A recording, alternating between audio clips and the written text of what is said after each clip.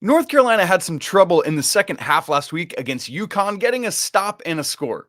Was that just a one off that we don't need to worry about, or was it a troubling trend that we need to be on the lookout for throughout the season?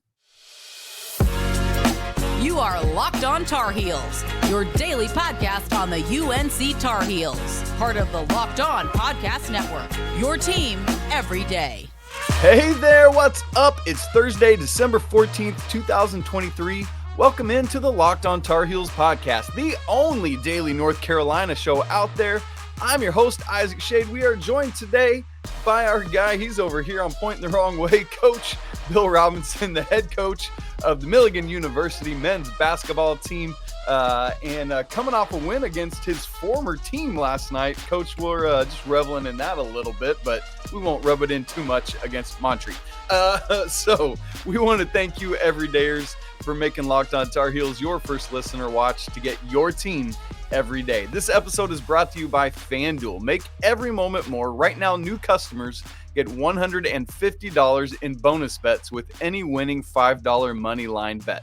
It's $150 if your team wins. Visit FanDuel.com/lockedon to get started. By the way, folks, the holiday season is here. It's upon us. You're trying to escape from your family maybe and get into other conversations. We'd love to have you join the Locked On Tar Heels Discord server where we're talking Carolina stuff all the time. If you want to be part of that, the link to it is in the show notes. Even if you don't know what it is, just give it a try. Click on the link, dive in, and see if you like it. All right. Coming up on the show today, Coach and I are going to actually peek back, as I said, at the UConn game, at kind of a troubling trend in the second half of struggling to get a stop on one end and a score on the other. We also want to talk to Coach about the finals week activities. There's been this big layoff for Carolina. What kinds of things is a basketball team trying to accomplish in that? So Coach is in the midst of that himself right now, and so we'll talk some of that.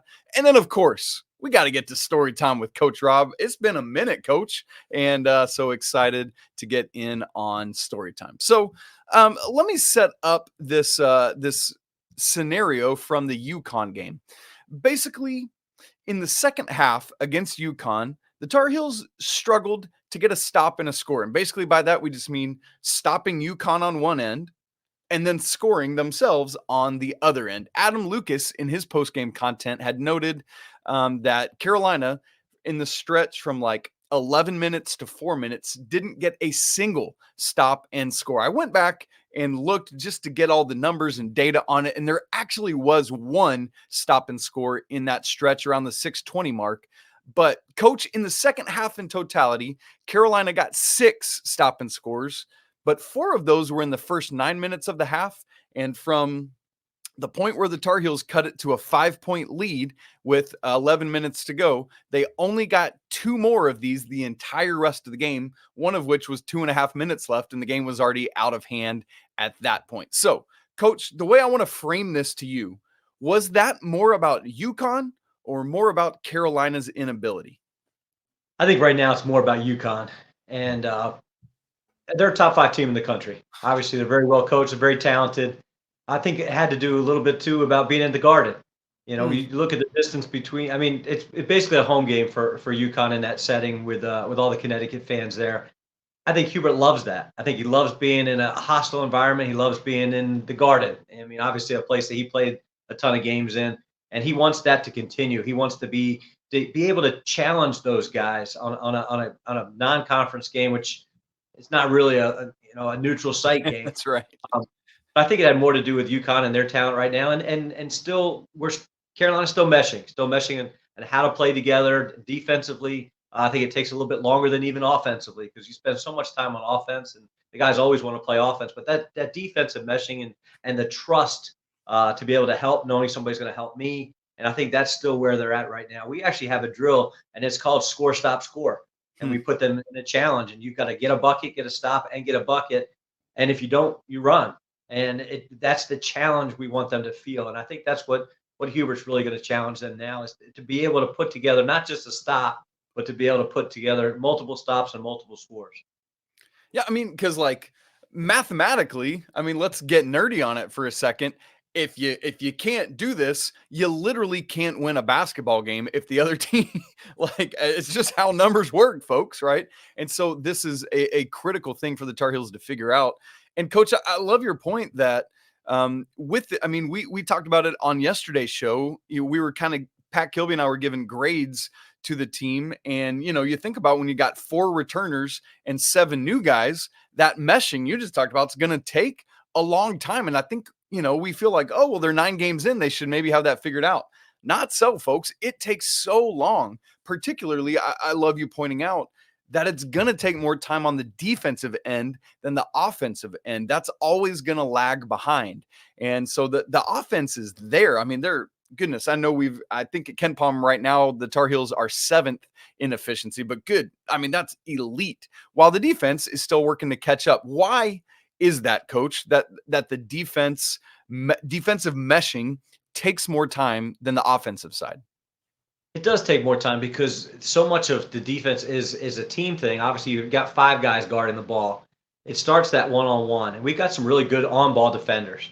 But what happens when it breaks down? And that's right. You don't want to leave your guy because you're responsible for that guy, but yet you need the help. And then the helper is really where it starts to get more complicated, and the communication and who's going to be there. And I do like that they're expanding more than just the half-court defense, but when you start getting into that and everybody's like, oh, we need to press more, we need to trap more, that even takes more time and more trust.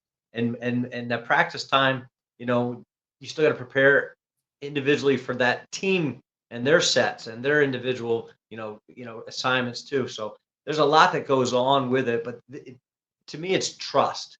I've got to be able to trust that if you need my help, I can come help you, but somebody's got to help me too.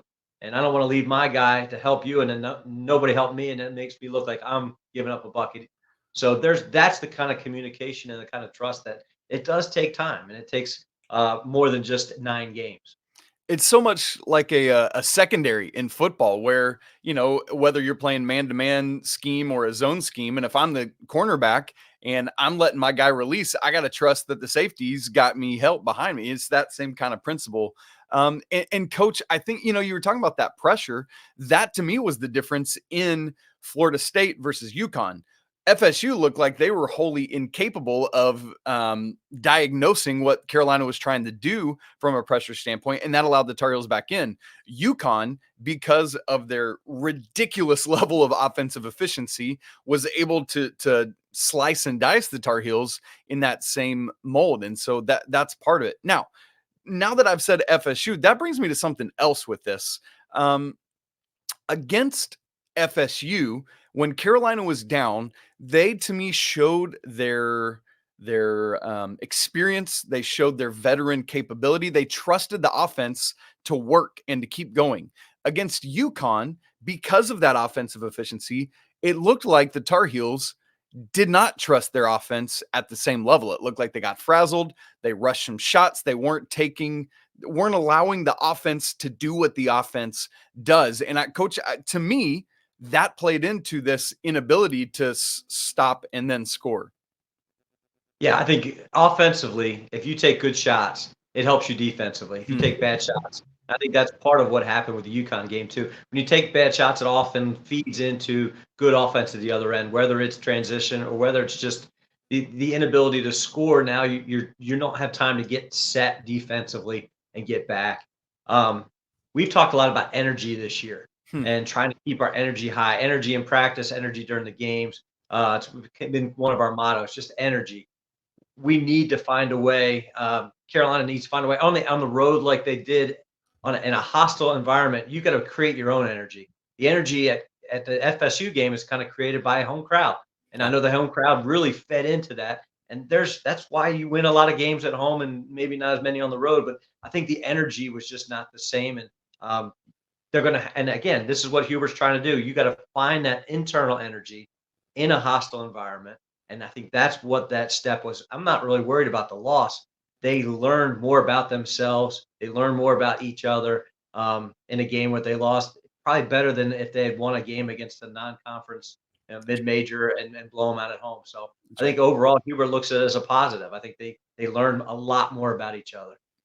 And there's going to be two really interesting and different tests coming up with Kentucky and Oklahoma, because Kentucky is very similar to Carolina in that their better efficiency is on the offensive end, while they're in, like, I think Kentucky right now as we record is 53rd at defensive efficiency at Ken Palm, while Oklahoma is the flip.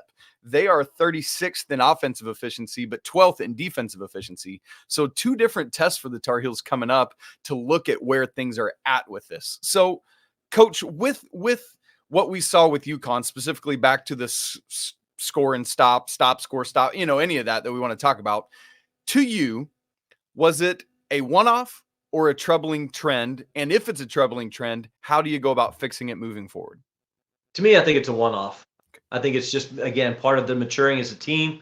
I don't think it's really something to worry about right now. I think it's something that we just you build on. You find out more about yourself. You try to fix some of those problems. You go back to the film. You figure out, where did we fail? How do we fix those things? I think I spend more time with that right now, worried about my team, fixing what we're doing, trying to get those things fixed in practice. Of course, it's a bad time of the year right now, trying to fix things with everything going on with finals week. But I do think it's just something that's a little blip on the radar. It's us filling out more about ourselves and really figuring out what we need to do to go forward. Love that. And, I said it last week afterwards, but unless something wild happens with another team, this is far and away the best offensive team Carolina will have faced all season. Now, Coach, you made a perfect segue just now, and maybe you didn't even realize it, but way to go. Congrats to you. Carolina has had a long break for finals and other things between UConn and Saturday's CBS Sports Classic matchup against Kentucky. You might think there's a lot of time for working on stuff, but Coach just alluded to it. There's a lot going on outside of basketball that we got to look at. What exactly is the team doing during this kind of break? We're going to talk about that in just a second. Right after I tell you that this episode of Locked On Tar Heels is brought to you by Prize Picks. Testing your skills at Prize Picks this season is the most exciting way to play daily fantasy sports. It's a very simple way to play. You just make your picks, you submit your entry, and you can do all of that in less than 60 seconds. Then they've got quick withdrawals, easy gameplay, and a massive selection of players and stat types, making Prize Picks the #1 daily fantasy sports app. It's really neat to me because it's just you against the numbers, not somebody else. You pick more or less on 2 to 6 players' stat projections and just watch it roll in. For example, tonight, Thursday Night Football, you got the Raiders and the Chargers. Coach and I were just talking about the Raiders actually a little bit ago. Devontae Adams' receiving yards is set at 67.5. Folks, I am starting my fantasy playoffs this week. I need Devontae to go nuts in this game, so give me the more. If you want to get in on that action, go to prizepicks.com/lockedoncollege and use code LockedOnCollege for a first deposit match up to $100. Again, prizepicks.com/lockedoncollege and use code LockedOnCollege for a first deposit match up to $100. Prize Picks, daily fantasy sports made easy. Coach, here we've been sitting. Carolina played last Tuesday in the Jimmy V Classic at MSG, and then they don't play again till this Saturday, 2 days from now, against Kentucky. Always fun when these two programs get together. But Coach, I think where I want to start with this is just kind of big picture, asking the question, what's on the agenda when you have a layoff of this type? Because I think people look at what you were just saying and say, hey, there's this massive layoff. You got all this time to work on stuff, but that's not always the case. Coach, why is that? Yeah, finals week is really tough with obviously the testing, but then the studying. You're trying to find time to focus on basketball, and you still got the weight room, you still got nutrition, you still got all those type of things that really have to balance. We want to use practice it's a study break, and we want them to try to mentally get away for a very short period of time. But instead of having a 2-hour practice where you can really work on things, they're mentally wasted. So let's get in the gym, let's get some shots up, maybe even play a little bit of competitive stuff and then get out. So an hour, maybe an hour 15, maybe a little bit of film, a day of game. We had played last night, obviously. So we limit everything. We limit the practice. We limit our wait time. Instead of an hour lift, we may only do a half-hour lift. But everything is just a little bit, half of everything, so that they can just focus on what they need to finish. Academically, it's hard. And I know the jokes about Carolina academically, those guys go to class. They're working hard. there's a lot of stuff going on. We want to make sure that they finish well. And like one of the things I think people look at is like, oh man, this is a great time. You can like put in new sets that you haven't done, or you can, really do all these things. And it just feels, unless I'm missing it, like the time just isn't there. Like it's actually, because of what you just said, it's a different type of time where you're not trying to do things. You're trying to get some rest mentally, as you said, and physically, get some healing and do other things like that. Am I reading that right? Or is this a moment where you can put in some new stuff? After Christmas, that week or two after Christmas, before classes start, that's the time for fun. That's the time to put some extra stuff in. Um, Rehab is another thing you just mentioned too. Once you get back from that Christmas, usually guys are feeling good. They've been home. They got to hug mom. They got some home cooking, and that's when you can really do some cool things. We do our Buff Olympics at that time, where we play some fun games and do some stuff with the guys. But again, that's where the camaraderie comes. What better time to be at college with no class? Yes. All you gotta do is play ball and eat, and hang out with your dudes. Yeah, so play ping pong, do your 2K tournament, all that kind of stuff is really after Christmas is over. But right now, you're just trying to survive and get to the finish line for the first semester. And you talk about that healing up. I mean, I think right now for the Tar Heels, Cormac Ryan is the person I see that kind of needs that healing and that rest more than anyone. Clearly, to me, that ankle that he hurt against Villanova has been affecting his jump shot. He's not able to get the lift. I mean, Coach, there's been 10, 11 days since that last game. How are, like, let's say a player on your team has an ankle injury like that? What are the kinds of things that are happening to try to get a Cormac back and ready to go? Yeah, we've done something different this year. We're doing mandatory ice baths. And it sounds like it's not that big of a deal, but even for the guys that are not playing a whole lot, mandatory, everybody. So everybody's got to get ice baths, and we're doing a lot more pool workouts than we've ever done. Low impact on your joints, but you're still getting that. We don't want to sit there and just run sprints. And I never liked to run sprints. I didn't like to do it as a player. I don't like to do it as a coach. It's boring as a player. It's boring as a coach. I don't like to see just guys run. If we're going to do stuff, we're going to do stuff with a purpose, with a ball in our hands. But we're also going to do stuff in the pool where they can do aerobic type stuff. And it's not a ton of swimming. We got a couple guys that don't necessarily like to swim. And we got a couple guys that are fish that would spend all day in the pool. But we do want to be able to do some workouts and get some of that recovery. And the whole recovery stuff has changed since I played too. There's so many different ways to be able to do rehab that are just easy for the guys even to know. They can set up the stuff themselves and be able to get rehab sessions where they can get better quickly. And we just make it mandatory now. They don't have a choice. And it seems to be working really well for us. Often after the finals week break, you'll see a team come back out and be a little bit rusty. Coach, I expect we'll see some of that. Got to knock that off on Saturday. Kentucky's last game was last Saturday, so they've had a little bit less of a layoff than the Tar Heels. But Coach, why is that?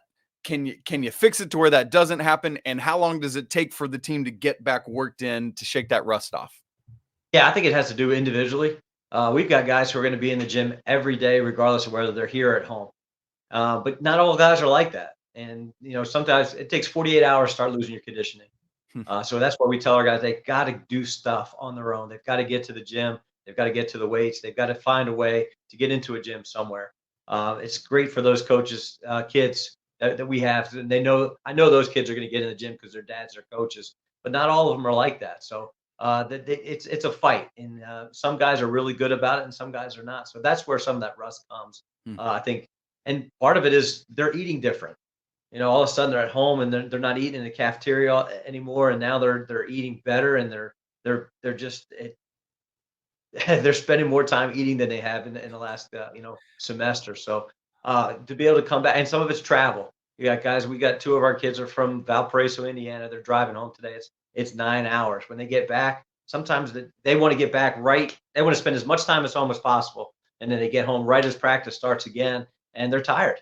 They haven't slept a whole lot. They've been seeing family and friends, and now they're coming back to get into the grind again.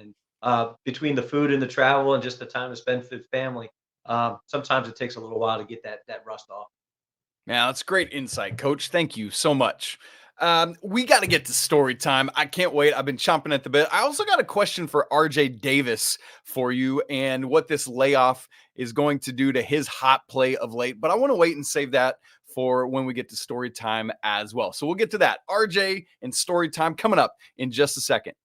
Right after I tell you that this episode of Locked On Tar Heels is brought to you by FanDuel. As the weather gets colder, the NFL offers stay hot on FanDuel. Right now, new customers get $150 in bonus bets with any winning $5 money line bet. That's $150 if your team wins. So maybe you've been thinking about joining FanDuel. There's no better time to get in on that action than right now. Their app is so easy to use. They've got all these betting options, spreads, player props, over-unders, conference odds. Right now, the ACC regular season champion odds, Duke still leads the way at plus 240. Carolina's right behind him at plus 300. Clemson has caught all the way up. They and Miami have the same odds at plus 500. I'm telling you, and I'll continue saying it, Clemson is for real. Also, Virginia at plus 650, and then a massive gap after those five. So, if you want to get in on that, visit FanDuel.com/lockedon for the college basketball and NFL action this season. FanDuel, official partner of the NFL. Coach, in the kind of the flip side of looking at this off time being good for somebody like Cormac Ryan to be able to rest up a little more, you also worry about somebody like RJ Davis, who's just been ramping it up, man. He has been on an absolute tear. We know the streak of 25 plus points that he's been scoring, 33 straight made free throws right now. I apologize, everyone. I'll knock on wood as I'm talking because I've just jinxed our point guard. Our shooting guard this year, I guess I should say, with Elliot now in the starting lineup. But Coach, my question is this. In the same way that you need time of rest for everyone, for somebody that's just going and on fire like RJ is, how does this hurt him in terms of being able to sustain the ridiculous level of what he's been doing? Yeah, when he's playing the way he is right now, he wants to play every day. He wants to play tomorrow's the next game. He just wants to play as much as possible. But he's such a great player. And when great players get on a roll, reality is it doesn't matter. He's going to play the way he plays. And everybody looks at it as a hot streak. I look at it as this is just who he is right now. Right. I just think that he's just playing that well, and it doesn't really matter. Just tell me when you're going to play. Tell me what time to show up. And that's kind of his mentality right now. So I don't think it's as big a deal for him. I don't think it's so much as being hot as much as he's just a great player. So I think it's good for him to get some rest, to be able to just let his body, because he's getting beat up every night, whether we can tell from the stands or not. Right. That's right. You know he's taking a beating. So if this gives him some time to heal and get his body, get his legs back, and I think it's a good thing. I think it's a good thing for him overall. But, man, he's having a fantastic year. It's just been fun to watch. Very excited to see he and Elliot against that Kentucky backcourt, which is young but uber talented. Going to be wild game on Saturday. Can't wait to see it. Hopefully it won't be like when Malik Monk went off for, what was it, like 8,500 points against the Tar Heels. That game was nuts, Coach. Man, I was just thinking about that. But then let's all remember, got him shut down in that Elite Eight game. Luke May bringing it home. All right, Coach. Let's not bury the lead any longer. Let's get to story time here. It's been a little bit. Story time with Coach Rob as we got his Christmas tree in the background for those who are watching on YouTube. Just makes it all the more festive. Coach, what do you have for us today? I got a Joe Crux story. Joe is a longtime coach, camp coach, and he coached at Inca High School when Coach Williams actually was coaching at Owen, and they became really good friends. And he invited Joe, and Joe is actually John Crux. John played in the Major League Baseball for a long time and was a Phillies, and it's actually John's brother, Joe. And Joe's the person I've ever met. I mean, he's hilarious. But getting to know Coach Williams, they invited him to work camp, and this is a long time ago, obviously. And Coach Williams was a grad assistant at the time, and he said, "Hey, if you ever see a kid in camp that you think could play here, just let me know." And the old outdoor basketball court that used to be out in Granville, the guys used to come and play pickup before camp started. And Warren Martin, 7-foot Warren Martin, was out playing with the guys and the camp kids one time. And Joe was up on the 8th floor of the dorm overlooking the basketball court. And as he was looking out there, this young camper went down the lane and dunked on Warren Martin. Joe, not waiting for the elevator, sprinted the 8 floors down the stairwell in Granville Towers and found Coach Williams and said, Coach, you need to come out here right away. He's like, what's the matter? What's the matter? He goes, I just saw this kid. He just made this most amazing play. I need to go point him out to you. They ran out to the courts, and Joe said, it's that young man right there, that young man right there. And Coach Williams looks at him and says, oh, yeah, his name's Mike Jordan. He's coming here. I think he's going to be okay. I was just waiting. You know it's going to be somebody. Yeah, but for his reaction, oh yeah, I think he's going to be. We think he's going to be okay. Was the quote, and that's just it was back in the day when you just never knew who was going to be in camp, and of course the Carolina staff knew who he was already. They had been invited him, and they were looking forward to having him on campus, but the coaches didn't know who he was. But we all know who he is now. But it's pretty incredible that the amount of talent that came through camp before they actually played college ball is pretty amazing back then. Man, and to see that from the 8th floor and just be like, oh my, I need to run with everything I can to find out about this young man who it turns out his name is Mike Jordan. That's great. I was hoping that story would include him just like tumbling down the stairs because he was running so fast. Yeah, Joe's special. Joe had a great relationship with camp, and his son actually worked in camp, and just a really great guy, great coach too. So it's just he's got a ton of stories in the book, and hopefully get it done here soon. That's so fun. And as a Braves fan growing up in the early 90s, I remember John Kruk very well, unfortunately. Was a great player. Man, yeah, wow, what a guy. Well, folks, go ahead. Sorry. John did one of the funniest things ever. He figured it out when he was with the White Sox, what his career batting average was, and he knew he needed one more hit to get to 300 for his career. Got the hit, went to the manager, told him in the middle of the game, he said, Coach, I'm done. He says, what do you mean? He said, I'm retiring right now. Walked to the dugout, through the clubhouse, packed his stuff up, and was gone before the end of the game. So, I mean, just another classic John Kruk story. That's incredible. I've never heard that one, but I'm here for it, you know? What a sport where the best players in the world fail 70% of the time, and then Shohei makes $700 million. So there's that. Coach, we should have learned how to hit a little bit better, apparently. Definitely. Oh, man, that's great. So, folks, want to remind you, Coach Rob, as he just referenced, is working on a book with 2 decades worth of stories from Carolina summer basketball camp.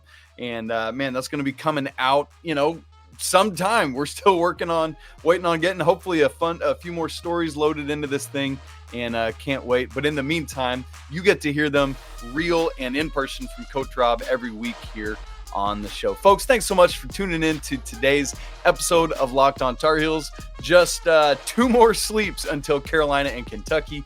Cannot wait for what should be another epic showdown between these 2 teams. Want to remind you can come join the Locked On Tar Heels Discord server. Talk with us all the time. Again, the link is in the show notes. You can also email us, lockedontarheels@gmail.com. Do not forget to subscribe, rate the show, smash the like button so we know you're here if you're watching on YouTube. And we'd love to hear your thoughts on all the things we've talked about today. It's always a great day to be a Tar Heel. We'll be right back with you tomorrow to preview that game. Also going to do a crossover episode with Locked On Kentucky host Lance Daw, where we're both getting you ready from the Kentucky and Carolina side. We'll talk again tomorrow, but until then, peace.